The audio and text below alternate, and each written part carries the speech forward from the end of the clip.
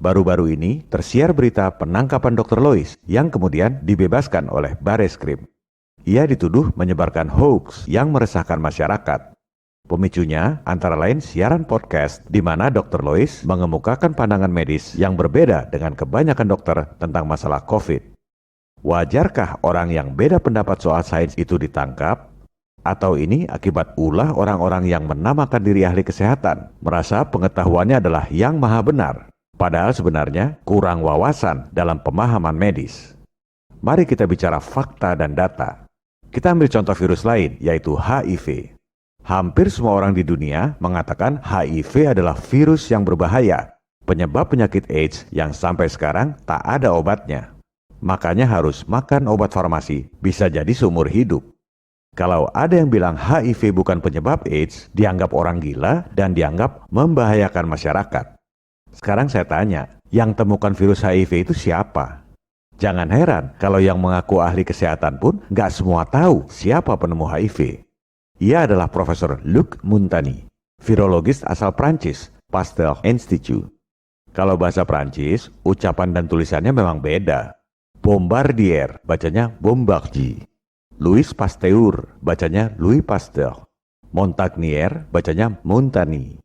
Penemu HIV dan pemenang Nobel ini mengatakan bahwa sebenarnya tak ada bukti ilmiah HIV adalah penyebab AIDS. Dan HIV itu hilang sendiri dalam beberapa minggu akibat imunitas. Obatnya cukup air putih. Ini ada fakta dokumennya, wawancara Profesor Montagny di Pasteur Institute. Ia mengatakan yang tidak kita miliki dan selalu saya akui, apakah betul HIV itu penyebab AIDS?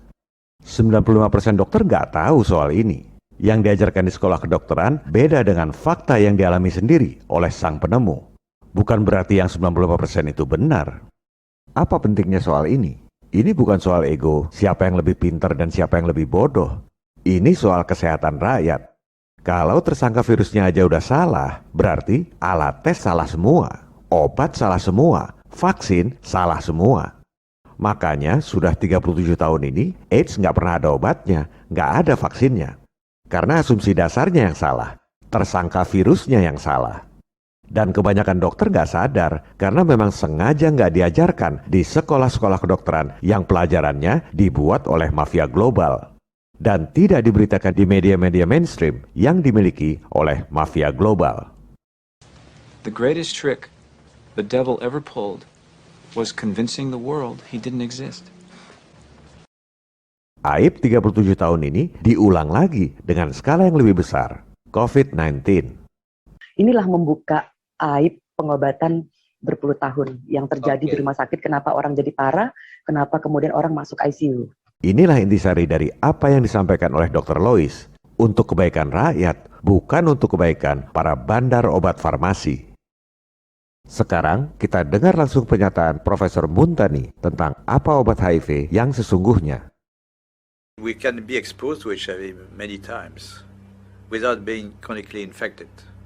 Our immune system could get rid of the virus within a few weeks if you have a good immune system. So there are many ways which are not the vaccine, the magic name, the vaccine. Many ways to decrease the transmission just by simple measures of nutrition, giving antioxidants, proper antioxidants, hygiene measures, fighting the other infections. So they are not spectacular, but they could, decrease very well the epidemic. If you have a good immune system, then your body can naturally get rid of HIV. Yes. Mau bantah apa? Mau dibilang hoax? Penemu HIV dan pemenang Nobel ditangkap karena omongannya beda dengan kebanyakan dokter yang nggak pernah nemuin apa-apa.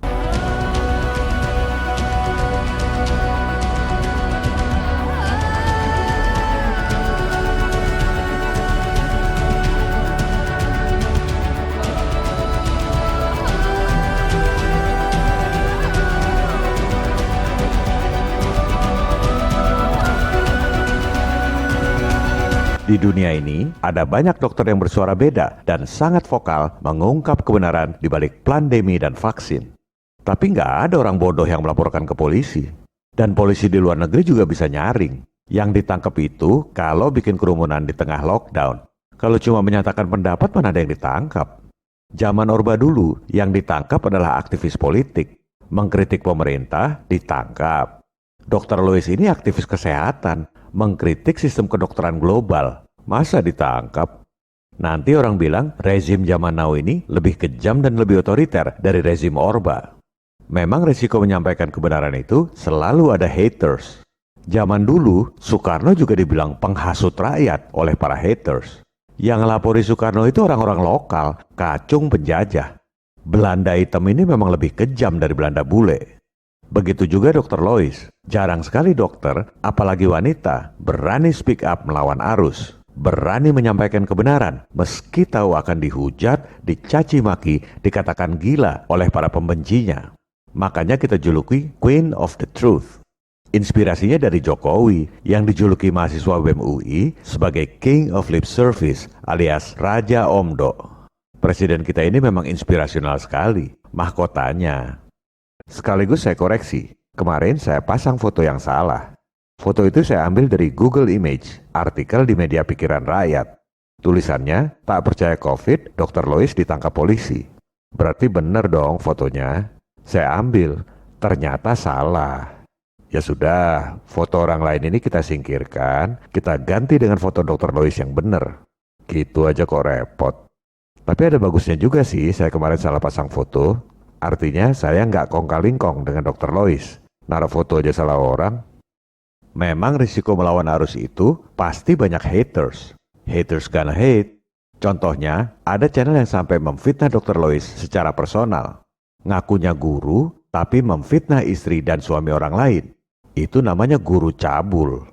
Bicara guru cabul ini, saya jadi ingat Soekarno. Tahun 1940 pernah bikin ungkapan yang terkenal, Islam Sontoloyo. Itu karena Soekarno muak dengan kelakuan guru cabul. Ngakunya guru, berpakaian muslim, tapi cabul. Istilah Islam Sontoloyo ini dikemukakan Bung Karno di media terkemuka saat itu, Panji Islam. Guru cabul zaman now, lihat Dr. Lois langsung syahwatnya naik. Imajinasinya jadi liar. Saya dilapori viewers karena saya memang gak pernah nonton channel sampah. Katanya guru cabul memfitnah Dr. Lois, istrinya Bos Darling.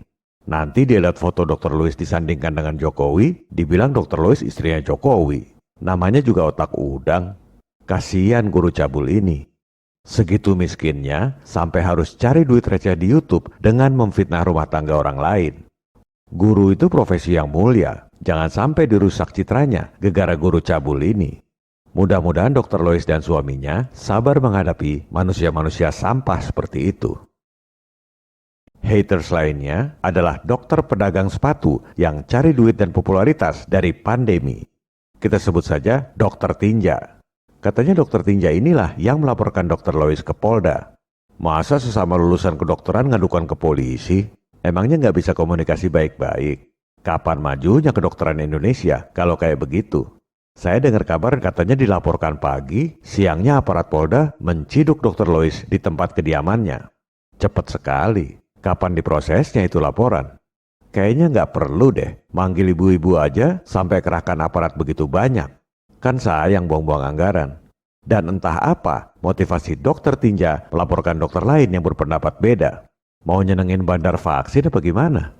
Untung kasusnya diambil alih Bareskrim yang kemudian membebaskan Dr. Lois. Kita sampaikan apresiasi untuk Bareskrim.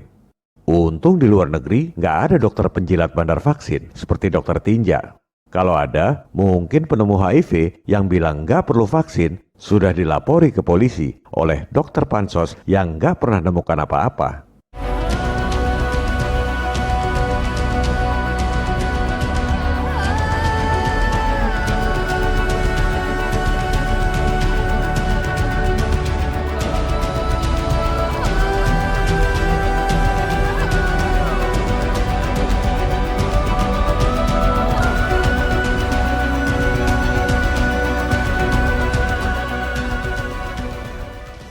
Pada episode 2, kita akan bahas pernyataan Dr. Lois yang dianggap paling kontroversial. COVID-19 itu sebenarnya ada atau tidak? Ini bukan soal percaya atau tidak percaya, tapi soal fakta dokumen. Para pakar ini bicara panjang lebar tentang COVID, padahal nggak pernah baca penelitian penentuan spesies COVID di Wuhan. Stop bicara teori dan opini. Kita selalu bicara fakta dokumen penelitian. tantangan terbuka bagi semua orang yang menamakan diri pakar kesehatan. Mana fakta dokumen dasar penentuan spesies COVID sebelum diumumkan WHO tanggal 12 Januari 2020? Penelitian tanggal berapa, di mana? Halaman berapa pembuktian sebab akibatnya? Pasti nggak tahu karena nggak pernah baca. Kalau dibaca, memang nggak ada pembuktian sebab akibatnya. Artinya, tak ada bukti yang solid bahwa si tersangka virus yang dipropagandakan itu adalah penyebab penyakit COVID. Kita bukan dokter, tapi kita lakukan hal yang paling prinsip yang nggak pernah dilakukan oleh para pakar. Kita akan beberkan fakta dokumen yang jadi dasar WHO untuk menentukan spesies COVID secara terbuka, transparan, berdasarkan fakta dan data. Dari situ, kita akan sama-sama buktikan yang selama ini disebut makhluk COVID itu sebenarnya apa.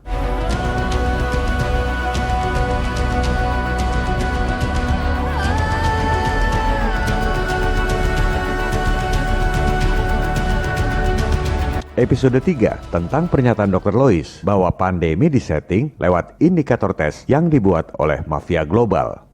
Jadi kalau Anda PCR swab test, CT Anda di bawah 35, dokter akan mengatakan Anda terinfeksi COVID. Cuma tahu CT di bawah 35 aja rasanya udah pinter banget. Padahal dasarnya cuma instruksi produsen alat tes, mafia medis global. Sekali lagi, stop bicara teori dan opini. Kita selalu bicara fakta dokumen penelitian. Tantangan terbuka bagi semua orang yang menamakan diri pakar kesehatan. Tunjukkan fakta dokumen penelitian bahwa indikator tes itu dibuat berdasarkan tersangka virus yang sudah memenuhi pembuktian sebab akibat. Pasti nggak ada yang bisa, karena memang nggak ada. Dasarnya cuma instruksi mafia medis global. Cuma ditulis akurasi 99%, kecap nomor 1. Dasar ilmiahnya apa? Dan nggak ada satupun dokter yang mempertanyakan. Padahal kalau diselidiki memang nggak ada dasar ilmiahnya. Jadi yang disebut korban COVID itu sebenarnya komorbid. Dituduh COVID, penyakit sesungguhnya nggak diobatin, makanya banyak yang mati. Ini berkaitan juga dengan serial video 7 pertanyaan rakyat untuk Presiden. Pertanyaan rakyat yang keempat adalah tentang PPKM darurat. Pantesan ribut diperpanjang terus.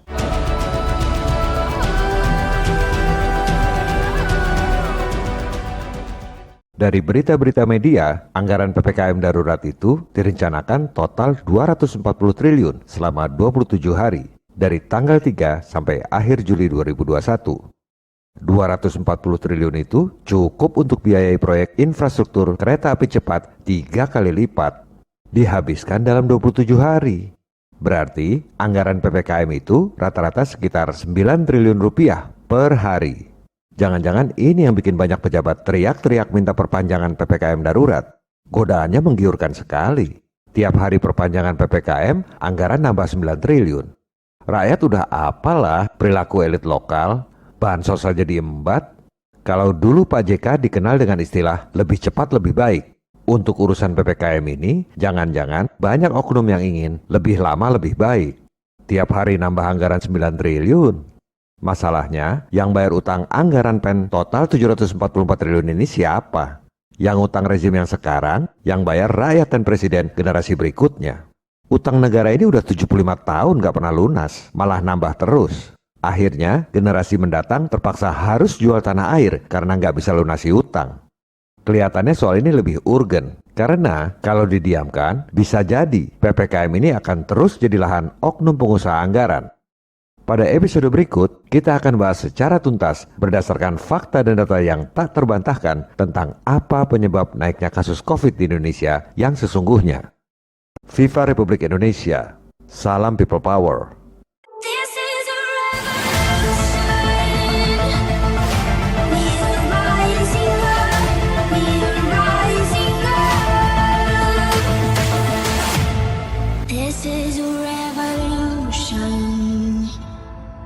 Brothers! What we do in life echoes in eternity.